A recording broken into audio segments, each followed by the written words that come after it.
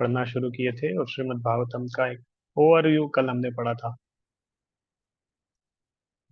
अलग अलग कैंटो में क्या क्या है। तो आज से हम इसको चैप्टर वाइज पढ़ना शुरू कर रहे हैं। तो पहला अध्याय है प्रथम स्कंद, इसके अंदर 12 स्कंद है। अलग अलग स्कंद में फिर अलग अलग अध्याय है। तो पहले अध्याय के पहले स्कंद का पहला अध्याय अभी हम चर्चा कर रहे हैं। इसका नाम है मुनियों की जिज्ञासा। कौन से मुनि हैं? ये है शौनक आदि ऋषि, मतलब जिसमें बताया मुनियों की जिज्ञासा।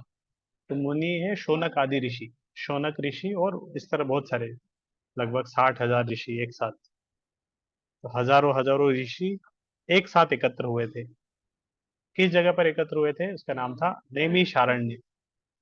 नैमिषारण्य इस जगह पर तरह हजारों बहुत सारे ऋषि, और उन ऋषियों के लीडर थे शौनक ऋषि।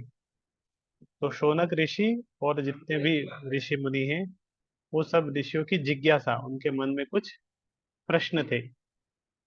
तो किनसे उन्होंने जिज्ञासा करी? उसका नाम था सुत गोस्वामी। तो शौनक आदि ऋषि, सुत गोस्वामी। तो ये मुनियों की जिज्ञासा, इसलिए इसका नाम है मुनियों की जिज्ञासा। वो शौनक आदि ऋषियों ने सुत गोस्वामी से कुछ प्रश्न किए थे। तो यह इसका पहला अध्याय है। और पहले 3 श्लोक है। इसके पहले 3 श्लोक जो हम पढ़ेंगे, ये 3 श्लोक मंगलाचरण बोल सकते हैं।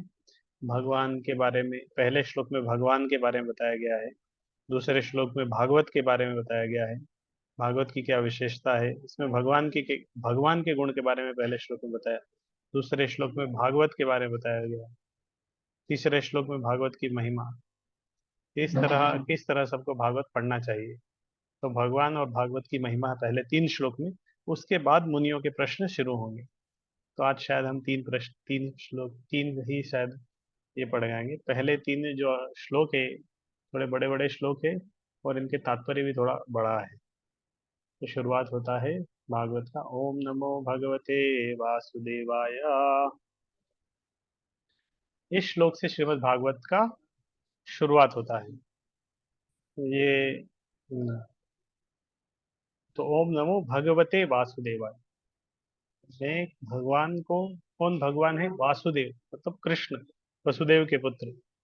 और उनको प्रणाम करते हुए व्यास देव ने इस भागवत का शुरू किया है। ये पहला श्लोक है, थोड़ा बड़ा श्लोक है। ये अलग एक छंद है। इसके अंदर एक एक श्लोक के अंदर 19 मात्रा है।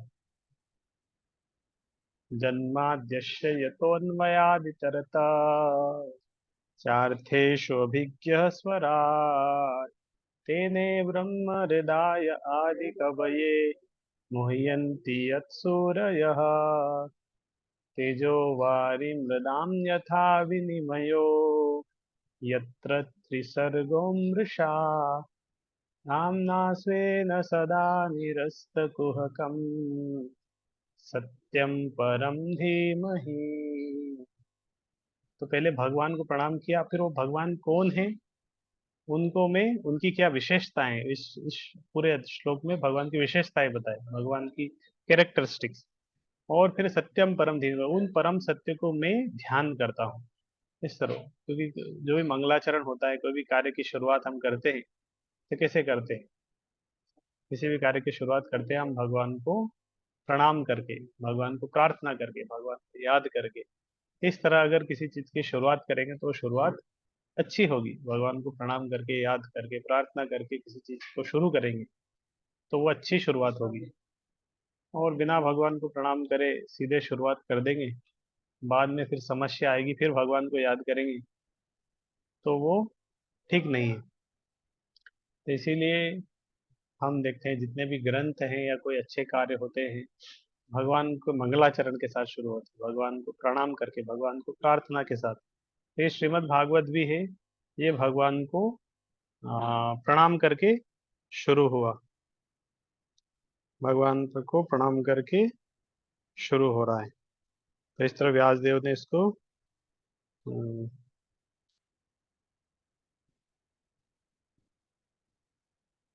शुरू किया।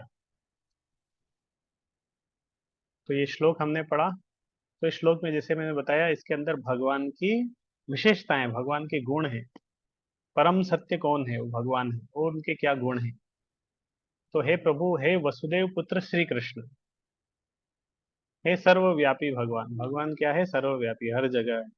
मैं आपको सादर नमस्कार करता हूँ। भगवान को प्रणाम करते हुए भागवत का शुरू हुआ। मैं भगवान श्री कृष्ण का ध्यान करता हूँ क्योंकि वे परम सत्य है। परम सत्य कौन है? भगवान है। पूर्ण पुरुषोत्तम भगवान श्री कृष्ण है। और उनकी क्या विशेषता है?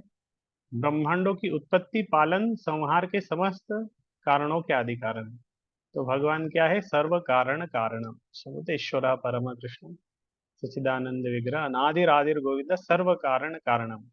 सारे कारणों के कारण है, मतलब उत्पत्ति उनसे हो रहा है, पालन उनसे हो रहा है, संहार उनसे हो रहा है, सबके वही कारण है। तो इस तरह और प्रत्यक्ष तथा अप्रत्यक्ष रूप से सारे जगत से अवगत रहते हैं। पूरे जगत में क्या चल रहा है, प्रत्यक्ष तथा अप्रत्यक्ष। खुद खुद है, अप्रत्यक्ष रूप से भी सब कुछ, क्या जगत में क्या चल रहा है। भगवान अगर सर्वव्यापी हर जगह है तो हर जगह वो देख भी रहे क्या चल रहा है, उनको पता है। इस तरह आजकल सीसीटीवी कैमरा लगा है और हर जगह कहाँ क्या चल रहा है वो पता चल जाता है। हमारे भी इधर दिख रहा होगा आपको, ऊपर में आपको सीसीटीवी कैमरा है। तो पूरा मंदिर में क्या चल रहा है इधर बैठे बैठे पता चल जाता है कि क्या चल रहा है मंदिर में, कौन आ रहा है, कौन दर्शनार्थी आ रहा है, कौन जा रहा है। तो या तो हम मंदिर में डायरेक्टली देख ले, नहीं तो यहाँ से भी देख सकते हैं, अप्रत्यक्ष रूप से भी अवगत रहते हैं। भगवान का दूसरा गुण के परम स्वतंत्र है। परम स्वतंत्र है मतलब उनको कोई नियंत्रण नहीं कर सकता। हम स्वतंत्र हैं, कुछ हद तक हम स्वतंत्र है, लेकिन फिर कहीं ना कहीं हमें हमारी स्वतंत्रता वो भी हो जाती है। हम मृत्यु को नियंत्रण नहीं कर सकते, बुढ़ापे को नहीं नियंत्रण कर सकते। तो पूरे तरह से हम स्वतंत्र नहीं है, लेकिन भगवान परम स्वतंत्र है, कोई भी भगवान को नियंत्रण नहीं कर सकता। उनसे परे अन्य कोई कारण नहीं है।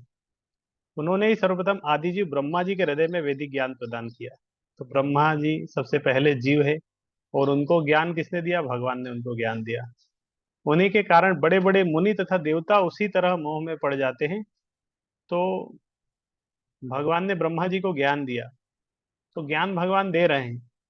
तो भगवान ज्ञान दे रहे हैं मतलब बिना भगवान के ज्ञान के सब मूर्ख है, बुद्धि नहीं है। और बुद्धि नहीं है, समझ में नहीं आ रहा, मतलब मोह में पड़ जाते हैं। तो बड़े बड़े ऋषि मुनि क्यों ना हो, बड़े बड़े देवता क्यों ना हो, वो भी मोह में पड़ जाते हैं। कैसे? जिस तरह अग्नि में जल दिखता है या जल में थल दिखता है। तो कभी कभी होता ना, अभी रोड पे चलते तो कभी लगता आगे पानी है, मिराज के कारण, मृग तृष्णा के कारण। तो वो इल्यूजन, इस तरह मोह में पड़ जाते हैं। या जल में थल दिखना है, कभी अच्छा कुछ पेंटिंग कर देते हैं। तो ये इस तरह इल्यूजन में, इस तरह जो इल्यूजन होता है, बड़े बड़े ऋषि मुनि भी भगवान को समझने के कारण इल्यूजन में पड़ जाते हैं। उन्हीं के कारण सारे भौतिक ब्रह्मांड जो प्रकृति के तीन गुणों की प्रतिक्रिया के कारण अस्थायी रूप से प्रकट होते हैं, वास्तविक कहलाते हैं, जबकि वे अवास्तविक होते हैं। तो उन्हीं के कारण वो जो भौतिक ब्रह्मांड है वो वास्तविक लगता है। अभी जो कुछ लग रहा है वो सब कुछ लगता है रियल है, लेकिन कुछ समय बाद रियल नहीं रहेगा। अतः मैं उन भगवान कृष्ण का ध्यान करता हूँ जो भौतिक जगत के भ्रामक रूपों से सर्वथा मुक्त अपने दिव्य धाम में निरंतर वास करते हैं। मैं उनका ध्यान करता हूँ क्योंकि वे ही परम सत्य है। तो ये पहले अध्याय का प्रथम स्कंद का पहले अध्याय का पहला श्लोक हमने पढ़ा। इसका इसके अंदर भगवान की गुण है, विशेषताएं हैं, मुनियों की जिज्ञासा। ये श्लोक बहुत अच्छा है। पहला श्लोक है, कठिन है, याद कर सकते हैं, बहुत अच्छा है। फिर भागवत का पहला श्लोक है, याद करना चाहिए। गीता का पहला श्लोक तो बहुत इजीली याद हो जाता है, धर्म क्षेत्र कुरुक्षेत्र समवेता युयुत्सव मामका पांडवास्त्र किम अकरोत् संजय। भागवत का पहला श्लोक आसान नहीं है। भागवत गीता के सारे श्लोक से कठिन है। भागवत का पहला श्लोक, जन्माद्यस्य यतोऽन्वयादितरतश्चार्थेषु अभिज्ञः स्वराट। तो पढ़ेंगे तो तभी याद हो जाएगा। इसका तात्पर्य, पहला तात्पर्य है, प्रभुपाद ने बहुत बड़ा तात्पर्य दिया है, लेकिन तात्पर्य को अगर अच्छे से पढ़ेंगे तो तात्पर्य में भगवान क्या बता रहे हैं, इसी इसी को एक्सप्लेन कर रहे हैं। ये जो जो श्लोक का अनुवाद है, इसी अनुवाद के एक एक चीज को डिटेल में बताया। सर्वव्यापी भगवान, इसको डिटेल में बताया, परम सत्य कैसे है। तो थोड़ा सा तात्पर्य पढ़ते हैं।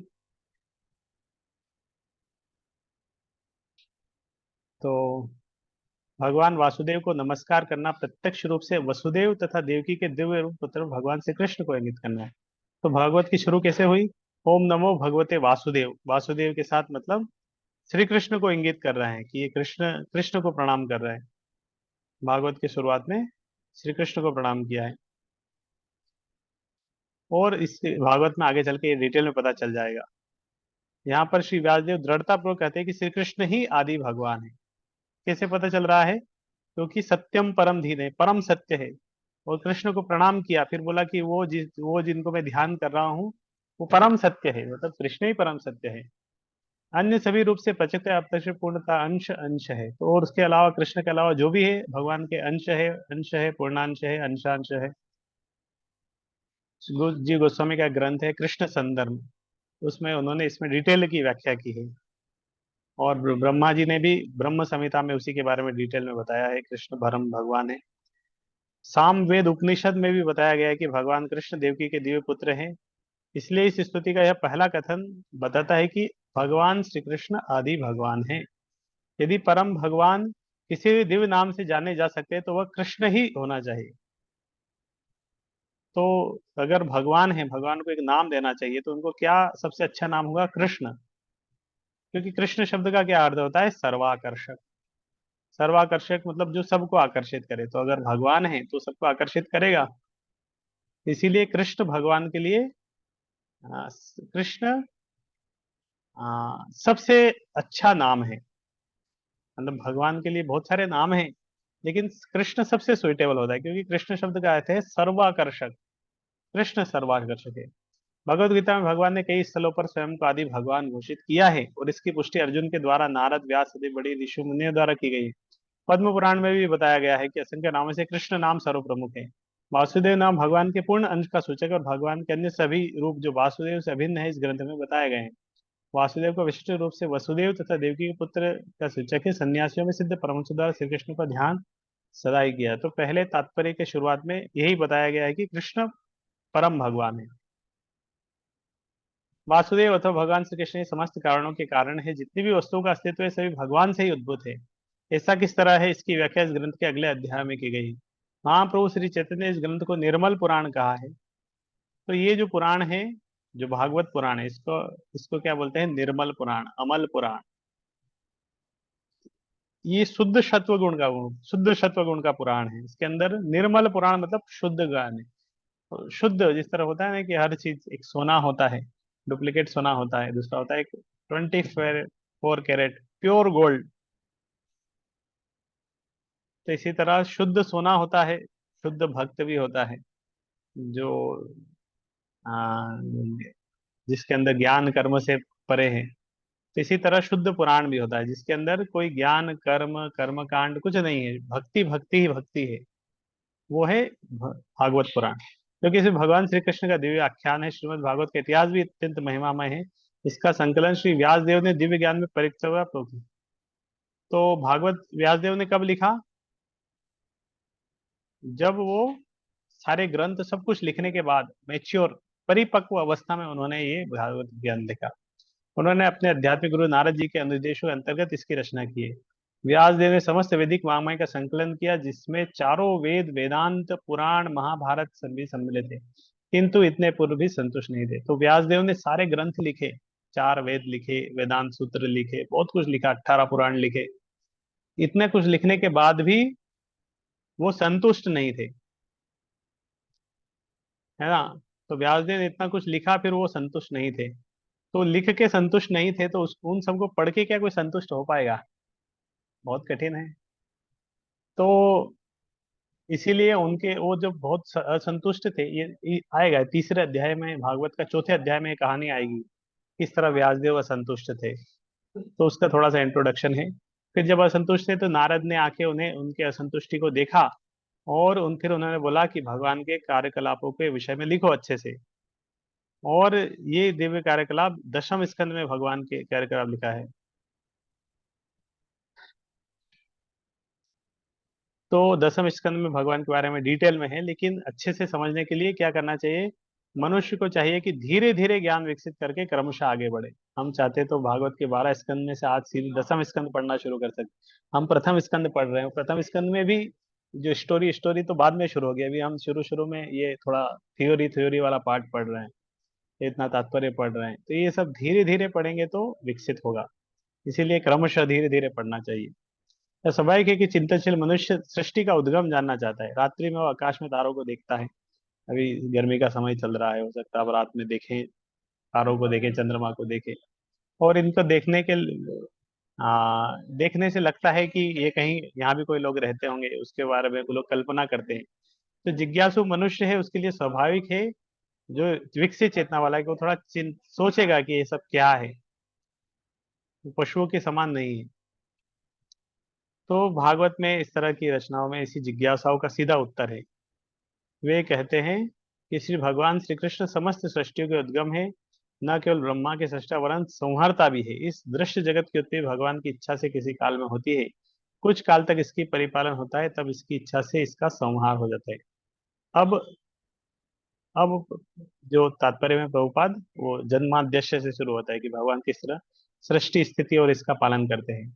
अतएव समस्त जागतिक कार्यों के पीछे भगवान की परम इच्छा है। निस्संदेह अनेक नास्तिक है जो सृष्टा पर विश्वास नहीं करते, किंतु वे अल्प ज्ञान के कारण ऐसा करते हैं। उदाहरणार्थ, विज्ञानी ने अंतरिक्ष में उपग्रह बनाए जिन्हें किसी न किसी युक्ति से बाह्य आकाश में प्रक्षिप्त किया जाता है, और दूर बैठे वैज्ञानिक के निर्देश से ये कुछ काल तक आकाश में उड़ते हैं। इसी प्रकार तो इस तरह वैज्ञानिक लोग एक ग्रह बना के कितना कुछ सोचते हैं, बोला हमने कितना बड़ा काम कर दिया। कुछ दिन पहले एक एक ग्रह को मंगल तक भेज दिया या चंद्रमा तक भेज दिया, तो उसमें लोगों को लग रहा हमने बहुत बड़ा काम कर दिया है। लेकिन ऑलरेडी प्रकृति में बहुत सारे असंख्य तारे और ग्रह हैं, ब्रह्मांड में हैं, जो जिसको कौन नियंत्रण कर रहा है? भगवान को नियंत्रण कर रहा है। हमने एक उपग्रह भेजा, हम नियंत्रण कर रहे हैं पृथ्वी से। तो पूरा ब्रह्मांड के जितने ग्रह हैं, उसको कौन नियंत्रण कर रहा है फिर? परम सत्य पुरुषोत्तम भगवान समस्त पुरुषों में प्रधान है। प्रथम जीव ब्रह्मा से लेकर एक छोटी से छोटी चींटी तक सारे जीव ही जीव है। तो भगवान को छोड़ के इस ब्रह्मांड के अंदर जो जीव है, सब जीव है, ब्रह्मा जी से लेके एक छोटी ब्रह्मा से ऊपर भी अपनी क्षमता वाले अन्य व्यक्तित्व है, और भगवान भी ऐसे ही व्यक्तित्व है। जिस तरह अन्य जीव हैं, उसी तरह भगवान भी एक व्यक्ति है, किंतु परमेश्वर या परम पुरुष में उत्कृष्टतम बुद्धि होती है। उनमें विभिन्न प्रकार की श्रेष्ठतम अचिंत्य शक्तियां हैं। यदि मनुष्य का मस्तिष्क अंतरिक्ष उपग्रह बना सकता है, तब तो कोई भी बहुत आसानी से कल्पना कर सकता है कि मनुष्य से उच्चतर कोटि का मस्तिष्क ऐसी आश्चर्यजनक वस्तुएं बना सकता है जो कहीं अधिक श्रेष्ठ है। तो मनुष्य की बुद्धि और भगवान की बुद्धि में बहुत अंतर है। भगवान की बुद्धि अचिंत्य है। तो हम एक छोटा सा उपग्रह बना सकते हैं, तो भगवान जरूर इस तरह बड़ा ब्रह्मांड बना सकते हैं। हम अगर एक छोटा सा स्विमिंग पूल बना सकते हैं, तो भगवान बड़े बड़े समुद्र बना सकते हैं। क्या कठिन है? हमारे शरीर के रोमकूप से थोड़ा सा पसीना निकल जाता है, तो भगवान के शरीर के पसीने से भी निकल के एक पूरा समुद्र बन जाता है, गर्भोदक सागर, है ना। हम सांस लेते हैं, थोड़े धूल के कण आगे पीछे हो जाते हैं, अंदर जाते हैं, बाहर आते हैं, धूल के कण। भगवान सांस लेते हैं, पूरे ब्रह्मांड के ब्रह्मांड बाहर निकलते हैं, अंदर जाते हैं।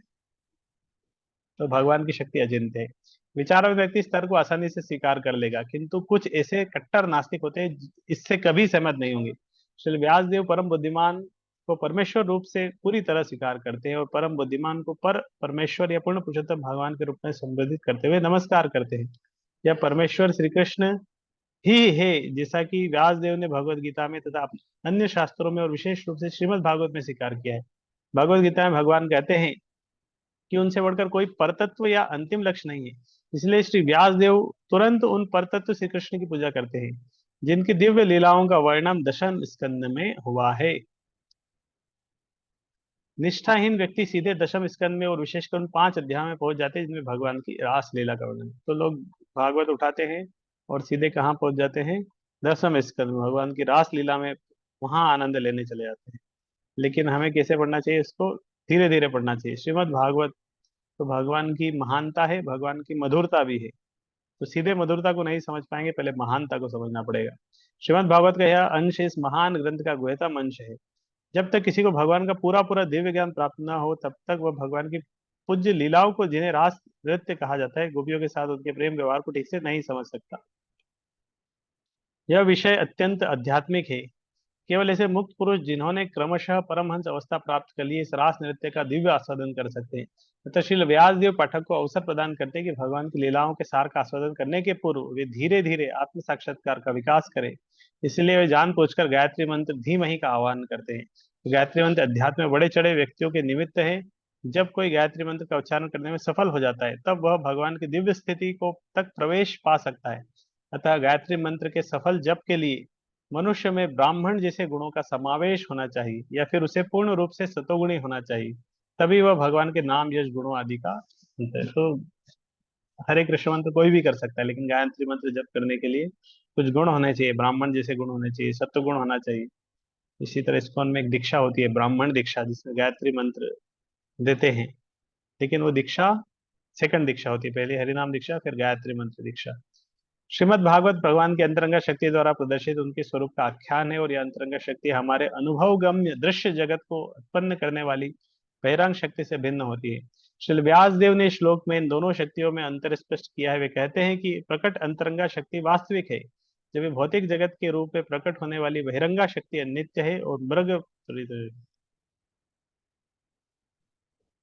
तो भगवान की भौतिक शक्ति के बारे में यहाँ बताया गया है कि किस तरह बहिरंगा शक्ति है, अनित्य है और मोहित मोहित करने वाली है। मृग मरीचिका में वास्तविक जल नहीं रहता, केवल जल का आभास होता है। वास्तविक जल तो कहीं अन्यत्र रहता है। दृश्य जगत एक वास्तविकता जैसा प्रतीत होता है, किंतु वास्तविकता आध्यात्मिक जगत में होती है और यह तो उसकी छाया मात्र है। तो ये भौतिक जगत क्या है, आध्यात्मिक जगत की छाया है। जिस तरह नदी के किनारे एक पेड़ रहता है, नदी के किनारे एक पेड़ है, आम का पेड़, और पेड़ में बहुत सारे आम लगे रहते हैं। तो जब नदी के किनारे जाते तो पानी के अंदर भी आम दिखता है। आम ऊपर में है लेकिन नीचे उसकी प्रतिबिंब के कारण नीचे उसमें भी पानी दिखता है। तो पानी के अंदर आम दिख रहा है, कोई पानी के अंदर छलांग लगाएगा आम ढूंढने के लिए, आम नहीं मिलेगा क्योंकि आम तो ऊपर है। तो भौतिक जगत में क्या लगता है, छाया लगती है, आनंद की छाया दिखती है कि आनंद है, लेकिन आनंद आध्यात्मिक जगत में है, भौतिक जगत में नहीं है। परम सत्य तो वैकुंठ लोक में है, भौतिक आकाश में नहीं। भौतिक आकाश में प्रत्येक वस्तु सापेक्ष सत्य है। कहने का तात्पर्य है कि सत्य किसी अन्य पर आश्रित होता है। दृश्य जगत प्रकृति के तीनों गुणों के अंतः क्रिया से बनता है और यह अनित्य जगत बद्ध जीव के मोहग्रस्त मन को वास्तविकता का भ्रम प्रस्तुत करने वाला होता है। बद्ध जीव अनेकानेक योनियों में प्रकट होते हैं, जिनमें ब्रह्मा, इंद्र,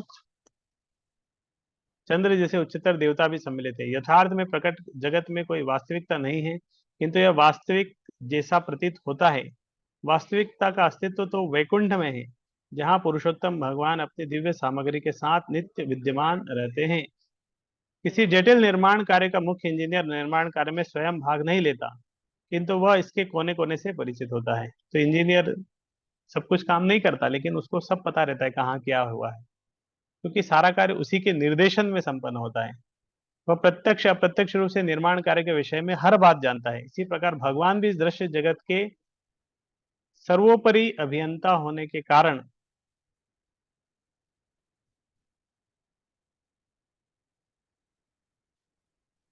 हर बात जानते हैं, कोने कोने से परिचित होते हैं। यद्यपि सारे कार्य देवताओं के द्वारा संपन्न किए जाते हैं, इस भौतिक सृष्टि में ब्रह्मा से लेकर एक क्षुद्र चींटी तक कोई भी स्वतंत्र नहीं है। हर स्थान पर भगवान का हाथ देखने में आता है। सभी भौतिक तत्वों के साथ साथ आध्यात्मिक स्फुल्लंगों का अनुभव उन्हीं से होता है। इस भौतिक जगत में और कुछ भी उत्पन्न होता है और भौतिक तथा आध्यात्मिक शक्तियों का ही अंतः क्रियाओं से होता है। तो यहाँ पे बताया कि हम स्वतंत्र नहीं है। तो आप सबके लिए छोटा सा टास्क है, आप थोड़ा सा चिंतन करिए कि हम क्या नहीं कर सकते जिसके द्वारा हमें लगता है कि हम स्वतंत्र नहीं हैं। क्या नहीं कर सकते, कैसे पता चलेगा कि हम स्वतंत्र नहीं हैं, कैसे? तो आप कुछ सोच सकते हैं, समझ में आ रहा है तो उसको टाइप कर सकते हैं।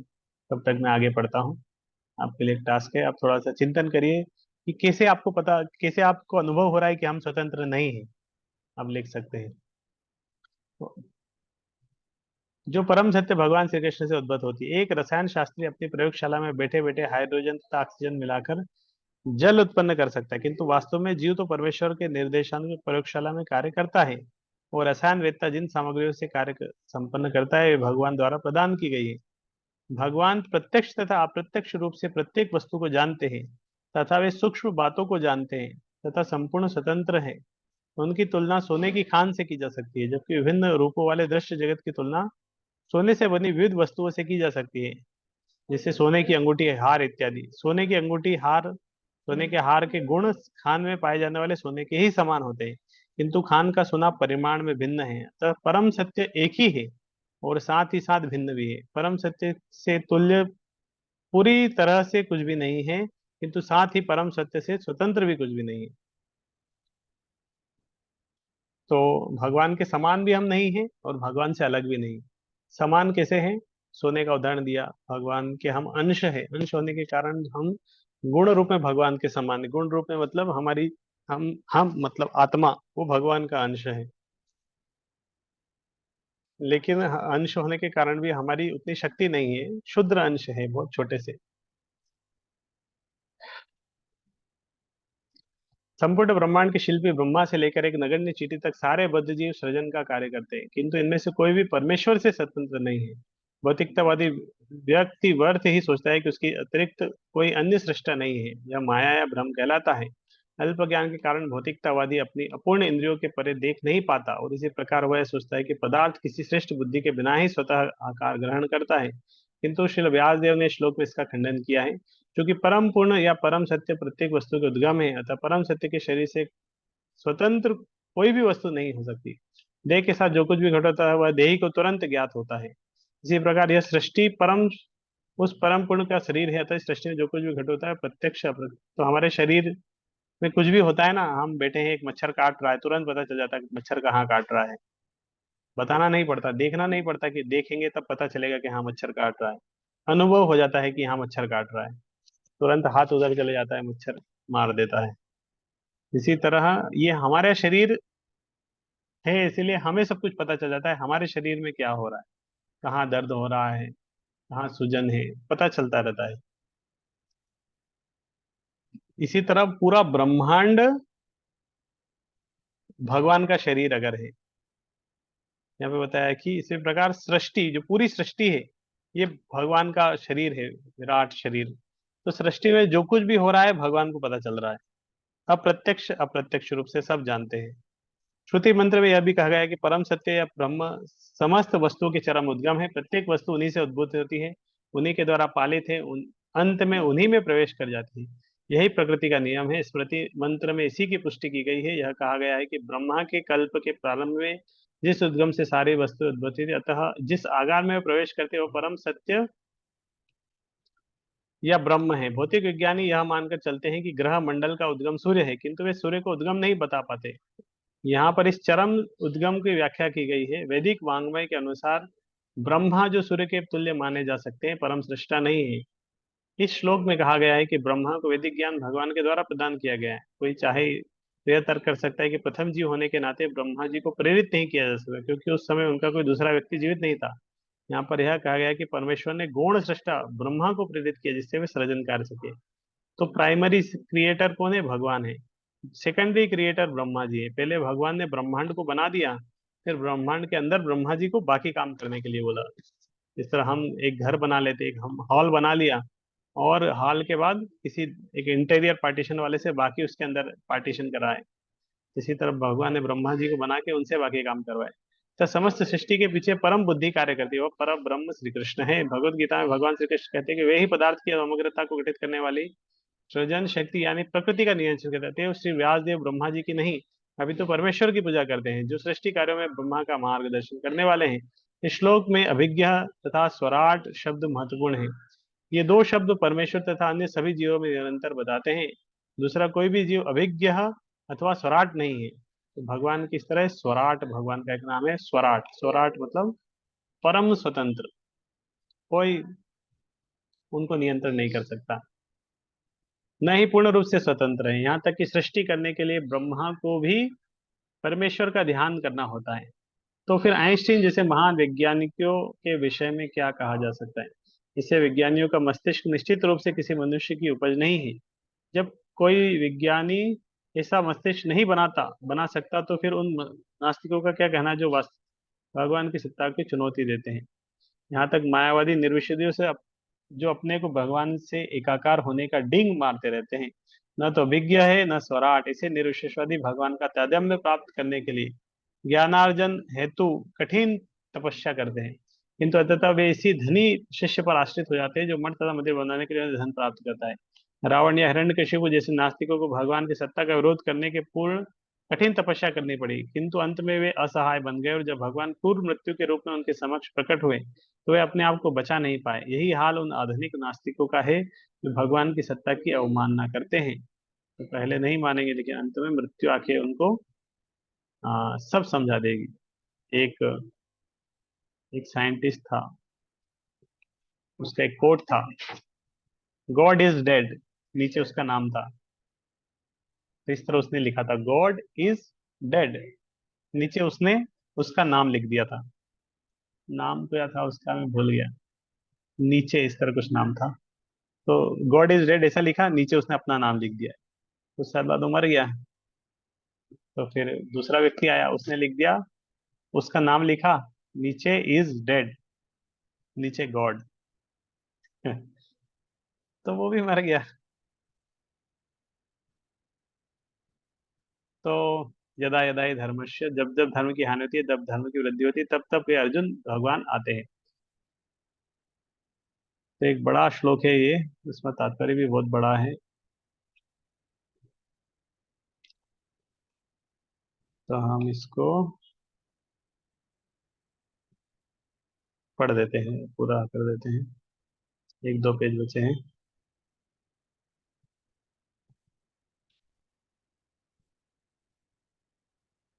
परमेश्वर पूर्ण परम परमेश्वर परम पूर्ण है, इसकी सृष्टि समस्त श्रुति से शुरू की गई है।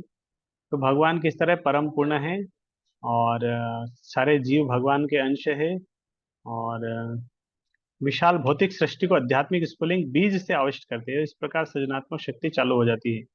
इसके अनेक आश्चर्यजनक सृष्टियां उत्पन्न होती है। नास्तिक यह तर्क करता है कि ईश्वर घड़ी साज से अधिक पटु नहीं है, किंतु ईश्वर इससे अधिक पटु होते हैं, क्योंकि मशीनों के नर तथा मादा दोनों रूपी को उत्पन्न कर सकते हैं। फिर भी विविध नर मादा मशीनें ईश्वर के आदेश की प्रतीक्षा के बिना अपने असंख्य मशीनें उत्पन्न करती जाती है। तो हम एक मशीन बनाते हैं, उस मशीन अपनी सृष्टि करके आगे नहीं बढ़ती है, लेकिन मनुष्य जो मशीन बना भगवान जो मशीन बना रहे हैं वो आगे बढ़ रही है। यदि मनुष्य ऐसी मशीन का जोड़ा बना सके जो उसके अनदेखे ही अन्य मशीन उत्पन्न कर सके, तब जाकर वह ईश्वर की बुद्धि के पास पहुंच सकता है, किंतु ऐसा ईश्वर संभव नहीं, क्योंकि प्रत्येक मशीन अलग अलग कार्य करना होता है। तो ईश्वर की तरह कोई भी सृजन नहीं कर सकता। भगवान ने जो बनाया है, भगवान ने इस तरह 84 लाख योनियां जितने जीव बनाए, साइंटिस्ट मिलकर एक जीव की सृष्टि नहीं बनाई कि उन्होंने चला कि ये एक मछली की प्रजाति साइंटिस्ट ने बनाई है, या एक मनुष्य की प्रजाति भगवान ने बनाई, सब भगवान की सृष्टि है। मनुष्य उसमें थोड़ा सा छेड़छाड़ कर देता है, आ, आनुवंशिकता थोड़ा सा उसमें हाइब्रिड वगैरह लगा देता है, लेकिन भगवान से सृष्टि है। परम सत्यम वे है जिनके ना तो कोई समतुल्य है ना उनसे श्रेष्ठ है। तो भगवान के ना तो कोई समान है, समान भी नहीं है, ऊपर तो हो ही नहीं सकता, जब समान ही नहीं तो ऊपर कैसे हो सकता है। तो भगवान सृष्टि के पहले भी थे, सृष्टि जब चल रही तब भी है, और सृष्टि के बाद भी रहे। कुछ लोग इस तरह बोलते रहे भगवान थे, भगवान ने सृष्टि करी, अब भगवान नहीं है, खत्म हो गया उनका अस्तित्व, अब हम ही सब कुछ है। तो ऐसा नहीं है, भगवान थे भी, है भी, रहेंगे भी। जब तक मनुष्य परमेश्वर के चरण कमलों की शरण ग्रहण नहीं करता, तब तक उसका मोहग्रस्त होना निश्चित है। तो व्यक्ति मोह में पड़ जाता है, क्यों? क्योंकि भगवान का आश्रय नहीं लिया। जब तक आश्रय नहीं लेगा तब तक मोह में पड़ेगा। लेकिन जब भगवान की शरण ग्रहण कर लेता है, जो समस्त कारणों के कारण है, जैसा कि गीता में कहा गया है, तो व्यक्ति फिर मोह में नहीं पड़ता, वो महात्मा बन जाता है।